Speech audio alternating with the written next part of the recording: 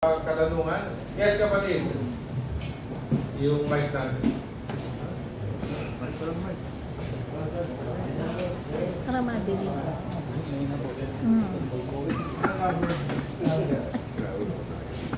Yung Raimundo po sa Mabuhay News Online. General Sir, pag na-elect na po kayo sa 20th Congress, ano po yung mga priority legislative agenda niyo? Again po, marami ng batas. Unahin ko, sana maging member tayo ng Oversight Committee para ma-implement lahat ng mga batas na yan na nakakatulong sa ating mga kababayan, lalo-lalo na frontliners. Pangalawa, nakita ko po yung mga frontliners sa ating sa laylayan, sa kalsada, sa palengke, sa pikirin, sa mga karagatan, ay wala po silang sapat na comprehensive.